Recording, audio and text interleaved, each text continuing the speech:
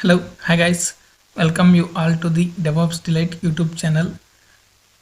In today's video, we are going to see yet another Cloud engineer task. I am here on the Chrome browser. On search bar, let me type engineer.codicloud.com/login. Hit enter. I directly got this task UI because I auto set my password and username. In your case, it may differ. It will prompt you to enter your username and password. Once you have given those details, you will also get the same screen as like me. In this video, we will see create Azure SQL database task. Let me click on the start button.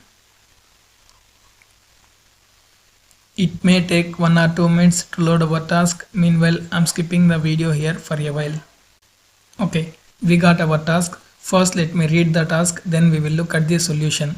The Nautilus Devops team is strategizing the migration of a portion of the infrastructure to Azure. Recognizing the scale of this undertaking, they have opted to approach the migration in incremental steps rather than as a single massive transition. Recently, they started working on creating and configuring some database instances on Azure.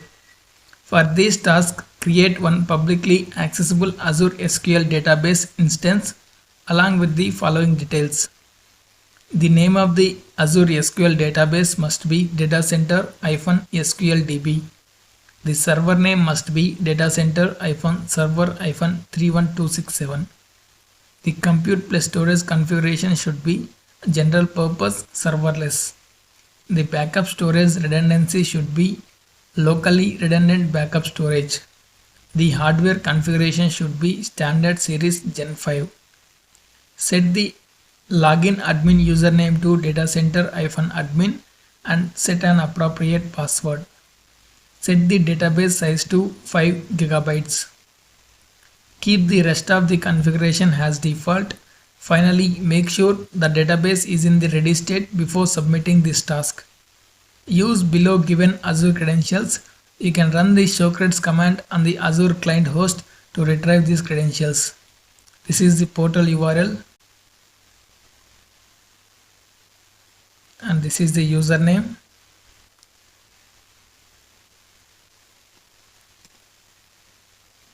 Paste it here, click on next, and this is the password. Let me copy and paste it here.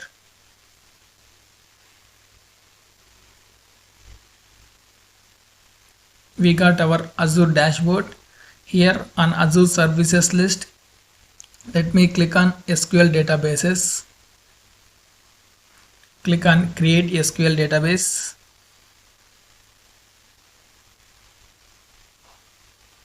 Let me select the default resource group already present there and database name.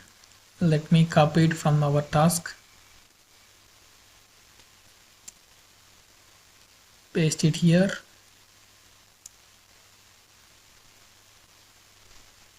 And then server, let me click on create new. Server name is this one. Let me copy it. Paste it here. And the region, I will keep it as East US. Let me select the use SQL authentication. And this is the datacenter-admin is the username and the password. Let me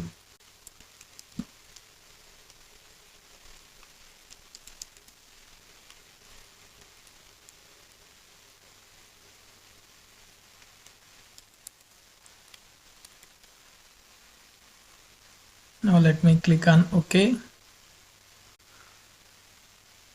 and here let me click on configure database. So it is already Gen 5 standard series, so that is what they mentioned, standard series Gen 5. So I don't need to change anything here in the compute plus storage.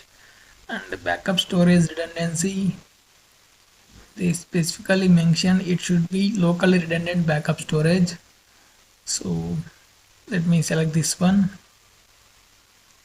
then click on networking. So it should be public endpoint because they specifically mentioned here, right? Publicly accessible Azure SQL. So let me select that one, and then size 5 gigabytes. Let me check the details again once. General purpose 32 GB storage. They asked us only 5 GB. So let me go to basics again. Let me select this configure database, serverless, and then compute hardware should be Gen 5, and memory is 5 GB. So it should be standard series Gen 5. Standard series Gen 5, that is fine. And it is serverless. Somewhere they mention serverless also. See, general purpose serverless. Yeah, click on apply. Now it is 5 GB storage. Let me go to review and create here. Let me review again.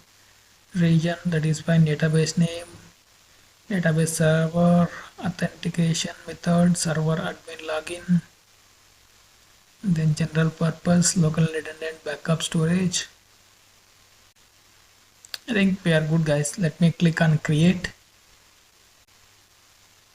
Initializing the deployment. Let's wait for a while. Database creation is in progress.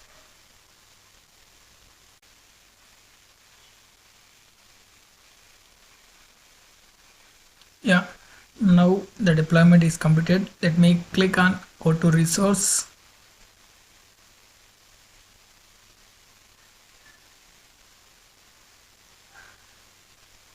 Okay, this is the our database. Let me verify accessibility of it, whether it is public one or private. Public access, it is enabled. As we have completed the task, let me click on this check button to validate our work. Click on confirm.